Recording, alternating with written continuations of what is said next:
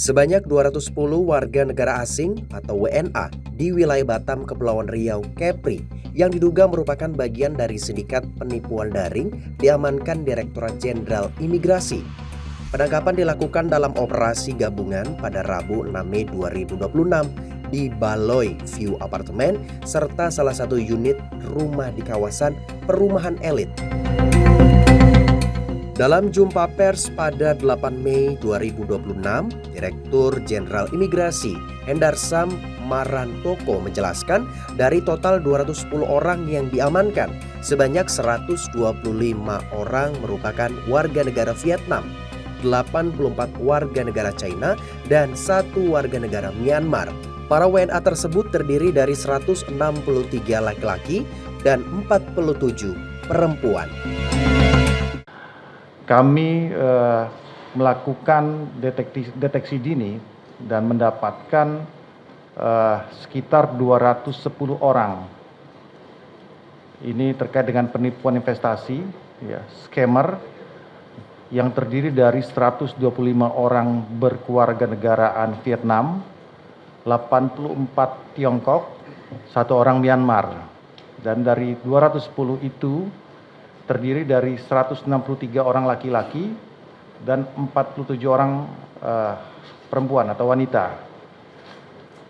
Saat ini dari 210 orang tersebut mereka kami amankan di deteni kita, ya, di ruang detensi kantor imigrasi Batam, dan saat ini dalam proses penyidikan oleh kami. Nah, bagi WNA yang terbukti melakukan kegiatan yang tidak mentaati peraturan perundang-undangan, kami akan memprosesnya secara tindakan administratif sesuai dengan domain hukum yang ada pada kami, berupa deportasi dan penangkalan. Tapi apabila nanti diketemukan ada dugaan tindak pidana sesuai dengan KUHP kita, maka kami akan melakukannya pro justisia dan akan kami serahkan ke pihak kepolisian. Ada Pak Kapolda di sini, ada Pak Untung juga di sini, yang dari Interpol, ya. Jadi untuk sementara kami menduga mereka diduga melanggar pasal 75 ayat 1 Undang-Undang Nomor 6 Tahun 2011 tentang keimigrasian yang menyatakan bahwa pejabat imigrasi berwenang, ya, melakukan tindakan administrasi keimigrasian terhadap orang asing yang berada di wilayah Indonesia yang melakukan kegiatan berbahaya dan patut diduga membahayakan keamanan dan ketertiban umum atau tidak menghormati atau tidak mentaati peraturan perundang-undangan. Sebelumnya kami juga cukup banyak melakukan penangkapan dalam kurun waktu 1 bulan terakhir, penindakan dalam 1 bulan terakhir ini terhadap para scammer ini. Di sini bentuk dari kami melakukan penegakan hukum bersama-sama dengan kepolisian, bentuk sinyalemen keras kami bahwa tidak ada ruang bagi para scammer itu untuk berada di wilayah Indonesia. Direktur Pengawasan dan Penindakan Keimigrasian Yuldi Yusman membeberkan pengungkapan kasus ini bermula dari informasi intelijen yang diperoleh sejak pertengahan April 2026. Operasi bermula dari informasi intelijen seperti tadi yang disampaikan oleh Bapak Dirjen, adanya deteksi dini pada pertengahan bulan April 2026 mengenai aktivitas mencurigakan dari sejumlah WNI yang tinggal di apartemen Baloi View Kota Batam.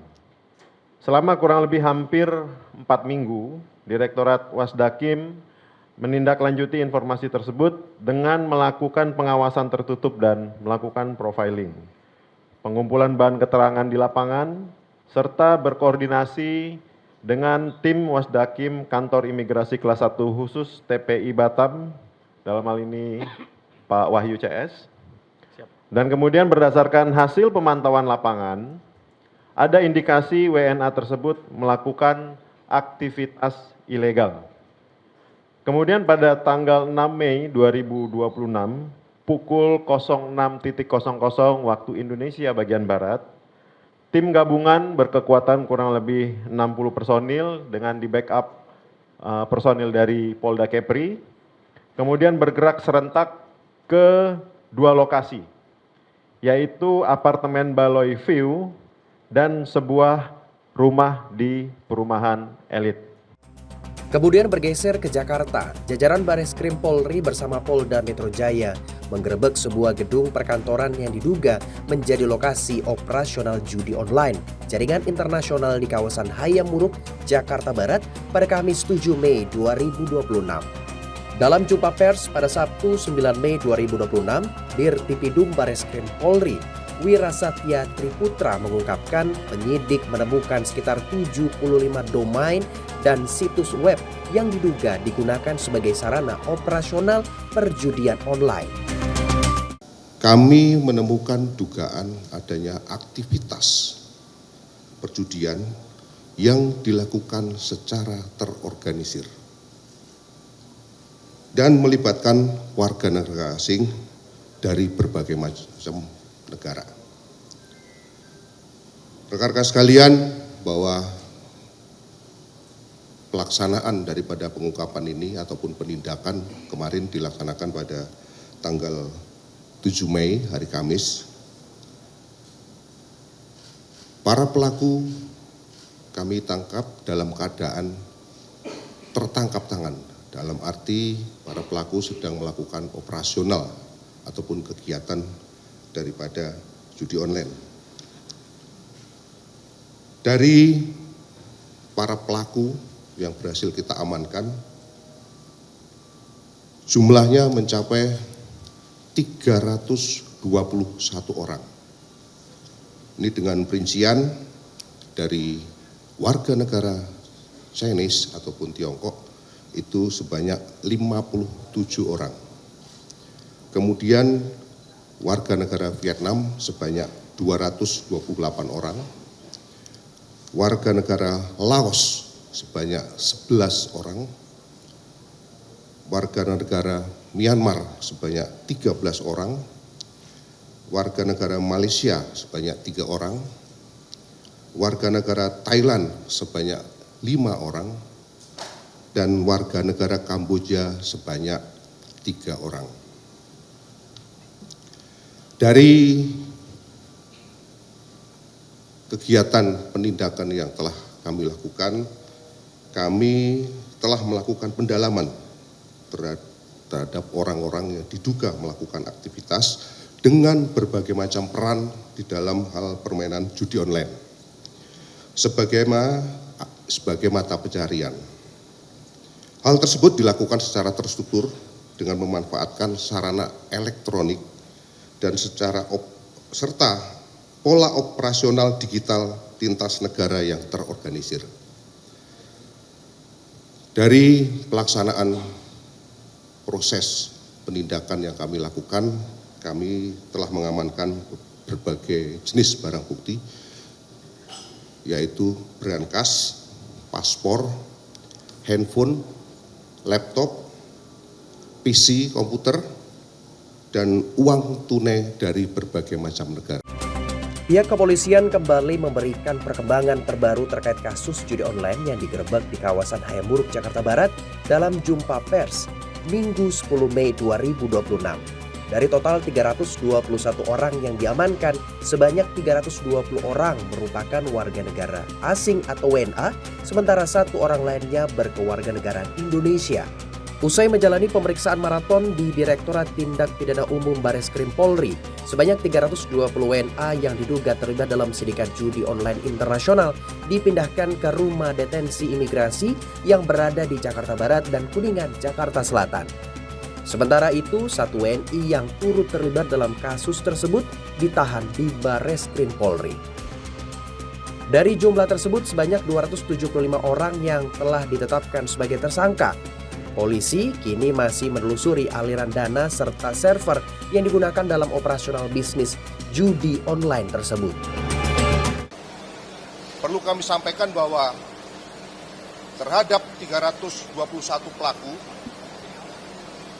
yang akan kami titipkan adalah 320 karena mereka adalah warga negara asing. Sedangkan yang 1 orang kami akan bawa ke Bareskrim. Sementara mereka dititipkan di rumah detensi dan ruang detensi imigrasi yang terletak di Jakarta Barat dan Kuningan. Sambil menunggu proses lebih lanjut dari teman-teman kepolisian untuk penyelidikan lebih lanjut. Paralel dengan itu, kami juga akan melakukan pendalaman terhadap terduga tersangka, terhadap pelanggaran keimigrasian dan tindak pidana keimigrasian. Kami juga akan melakukan penelusuran terkait dengan sponsor, penjamin warga negara asing ini untuk berada di Indonesia. Komisioner Komisi Kepolisian Nasional atau Kompolnas Muhammad Khairul Anam menilai kasus judi online ini perlu didalami lebih lanjut karena adanya keterlibatan 1 WNI. Menurutnya hal itu bisa membuka kemungkinan adanya jejaring di Indonesia dalam sindikat tersebut. Oleh karenanya, kayak tadi dibilang oleh Pak Direktur, Pak Dirkrimum, itu 320 orang itu WNA, 1 orang WNI. Saya kira ini nggak melibatkan WNI. Oleh karenanya ya harus dibongkar siapa WNI-nya. Yang kedua, tapi bos besarnya apakah WNI atau WNA nih Pak Anam? Kalau kita memang ingin menelusuri dan juga memberantas secara menyeluruh kejahatan judi online ini. Saya kira di beberapa diskusi sempat ada siapa-siapanya yang memiliki peran penting dalam judol ini, tapi nggak bisa disebutkan di sini. Biarkan penyidik yang menelusuri lagi. Tapi kerja-kerja rekan-rekan kepolisian itu artinya ada oknum dari institusi tertentu seperti itu, Pak Anam? Yang pasti ada WNI, ya siapapun itu gitu. Tapi kerja-kerja judol ini dengan jumlah yang besar, dengan jaringan yang luas, mungkin tidak melibatkan jejaring di warga negara Indonesia. Tak luput mantan Kabareskrim Polri periode 2008 hingga 2009 Susno Duaji turut menyampaikan pandangannya terkait pengungkapan jaringan judi online internasional ini. Menurutnya, kasus judi online seharusnya lebih mudah diungkap dibanding kasus perjudian konvensional seperti sabung ayam, karena seluruh aktivitas transaksi dilakukan melalui jaringan internet termasuk mobile banking ataupun internet banking. Susno menilai pengungkapan secara intensif dapat membongkar pihak sponsor maupun pemberi akses yang membuat jaringan judi online tersebut bisa beroperasi di Indonesia. Sementara itu, pakar keamanan cyber dari Communication and Information System Security Research Center, Pratama Persada mengatakan hal yang perlu didalami dalam kasus ini adalah aliran pemasok dana hingga pemilik platform judi online tersebut. Menurutnya, para pelaku yang ditangkap diduga hanya bagian dari jaringan yang sudah memiliki struktur kerja rapi dan memanfaatkan teknologi yang semakin canggih. Ini bisa dilacak karena judi online ini lebih gampang untuk mengungkapnya dibandingkan dengan judi sabung ayam atau kartu. Mengapa demikian? Karena jejak elektroniknya ada. Pasti dia menggunakan internet. Dan transaksi keuangannya pasti menggunakan transaksi elektronik, yaitu menggunakan e-banking, yaitu electronic banking. Nah, itu melacaknya artinya tidak terlalu sulit. Libatkanlah PPATK, libatkanlah imigrasi, dan saya kira ini sudah dilibatkan semua, sehingga masyarakat Indonesia berharap bandar besarnya ini tertangkap. Dan juga di samping itu bisa juga dikenakan siapa sih sponsor di Indonesia atau pelindungnya? Pasti ada, karena ini pasti omsetnya itu besar ya. Karena yang main judi ini bukan hanya orang Indonesia, bisa dari negara lain.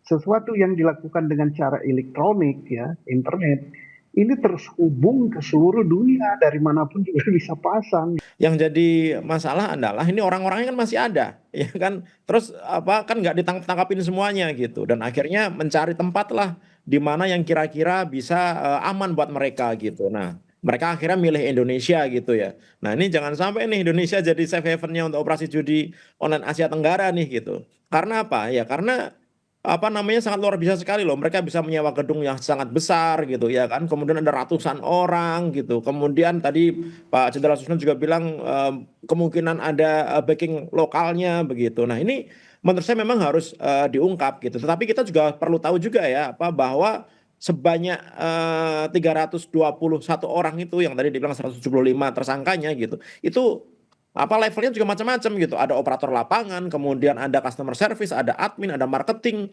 ada payment handler gitu. Atau bahkan itu bukan mastermind-nya sebenarnya. Mereka hanya istilahnya staff atau manajer di bawahnya aja gitu.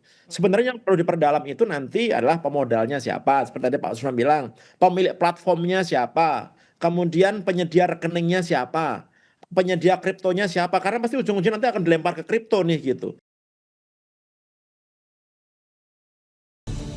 Menemani pagi Anda dengan informasi terbaru. Satu langkah lebih dekat, satu langkah lebih mencerahkan.